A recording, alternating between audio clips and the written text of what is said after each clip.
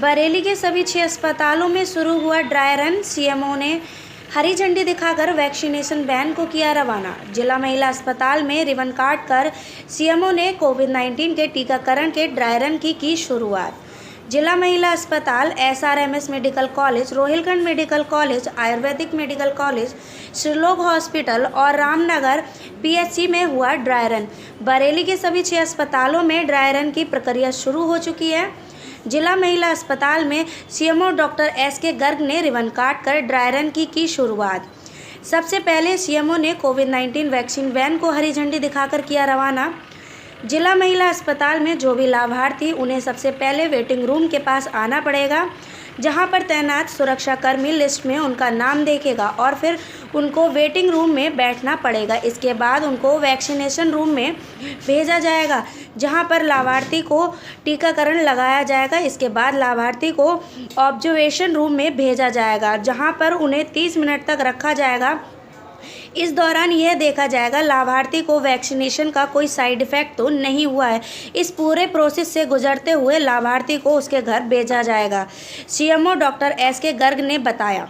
CMO साहब, किस तरीके से ड्राई रन किया जा रहा है, क्या प्रोसेस है और आम आदमी को कैसे इस ड्राई रन के बाद जो वैक्सीनेशन लगेगी उसका क्या प्रोसेस तय किया है?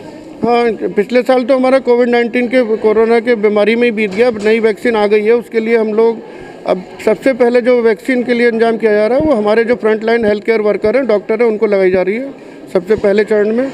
उसमें हमने यहाँ पर 27 तो हमारे कोल्ड चेन पॉइंट बने हैं, 55 केंद्रों पर वैक्सीनेशन होगा।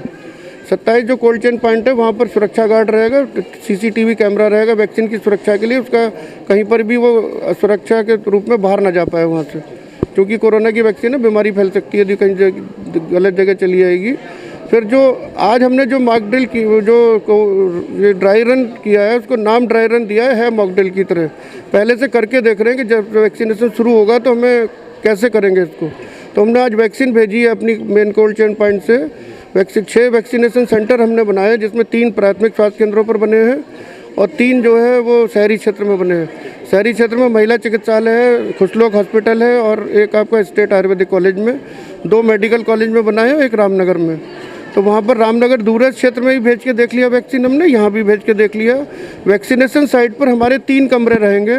इसमें पहले कमरे में गार्ड बैठे हुए वेरीफाई करेगा मरीज कौन है, उसको मैसेज जाएगा, एक जिसको भी वैक्सीन होना है वो आएगा, उसको वेरिफिकेशन करेंगे वही आदमी है। उसका वेरिफिकेशन करने के बाद उसके रजिस्ट्रेशन की तरह करने के बाद उसको वैक्सीनेशन रूम में भेजेंगे, वो दूसरा कमरा होगा, वहाँ पर भी उसको वैक्सीन लगेगी। और फिर तीसरे कमरे में ऑब्जर्वेशन होगा आधे घंटे तक। हर जगह बायोमेडिकल वेस्ट और सोशल डिस्टेंसिंग और मास्क वगैरह का सबका पूरा ध्यान रखा जाएगा, हेल्थ कर्मी के लिए भी और जिसको वैक्सीन लग रही है उसको भी। सुरक्षा की क्या पैमाने तय किए गए? सुरक्षा के पैमाने कोई तय नहीं किए। सुरक्षा तो यह है कि भाई आपका जो वैक्सीन जो वहाँ पर आई है, जो आदमी वहाँ पर वैक्सीन के लिए आ रहे हैं, उनको कोई दिक्कत ना हो कार्य में, उसके लिए 3 साइट हमने कमरों में चूज करके लगा रहे हैं। और चूँकि वैक्सीनेशन चलेगा, क्या आम आदमी का आवागमन बंद रहेगा या आवागमन? नहीं, आम आदमी अपना नॉर्मल काम जो अस्पताल में होता है वो रहेगा वहाँ पर, उससे कोई दिक्कत नहीं आनी है उनको, आम आदमी को। लेकिन ये वैक्सीन तो कुछ केवल हेल्थ वर्करों को लगा रहे हैं ना, अभी हम आम आदमी को तो लगा नहीं रहे।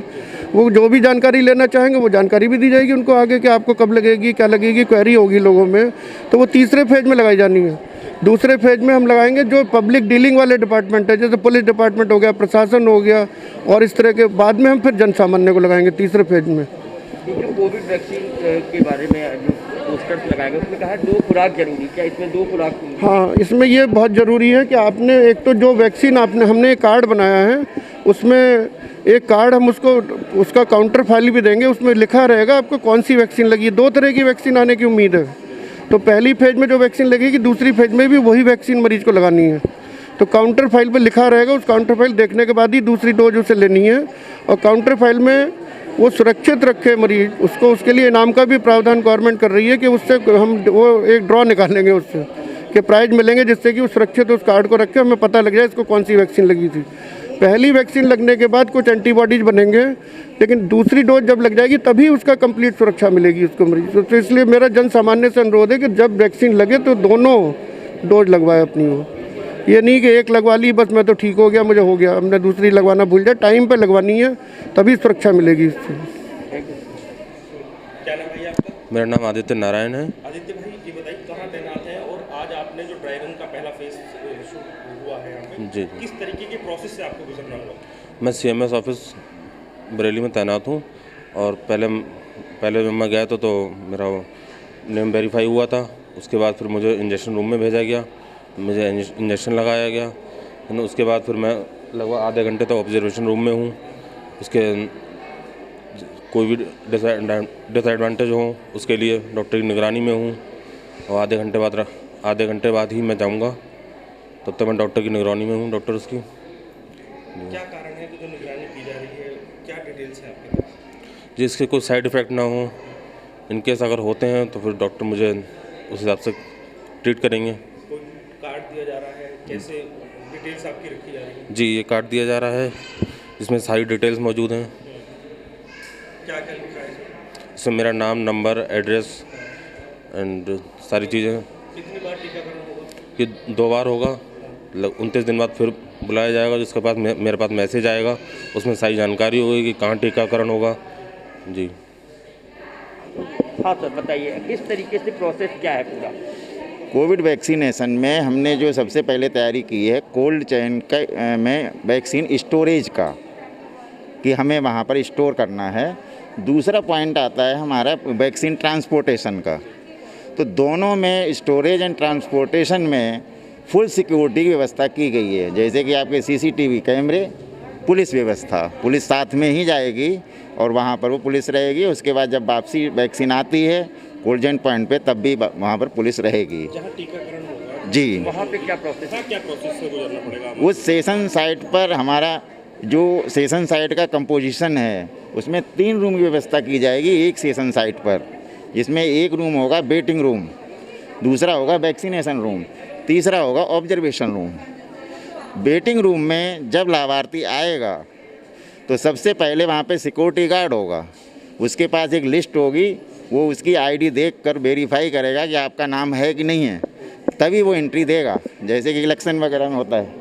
इसी तरीके से जब अंदर एंट्री हो जाएगी तो एक वेरीफायर वहाँ व्यक्ति होगा जो कि कोविन ऐप पर उसको देखेगा कि पंजीकृत है कि नहीं है और उसकी ID से वेरीफाई करेगा, एक लिस्ट उसके पास भी रहेगी। जब वो वेरीफाई होकर सेटिस्फाइड होगा कि हाँ आपका नाम है, तब वो वैक्सीनेशन रूम में जाएगा।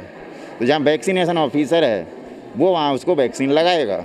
जब उसको वैक्सीन लग जाएगी तो ऐप पर फिर जो पहले लिखा होगा नॉट वैक्सीनेटेड, आफ्टर वैक्सीनेशन वो जब अपडेट कर देगा तो ऐप पर शो हो जाएगा कि वैक्सीनेटेड, और वो जो रिपोर्ट है वो स्टेट और डिस्ट्रिक्ट और सेंट्रल गवर्नमेंट सभी देख सकते हैं कि इस व्यक्ति को टीका लग गया है।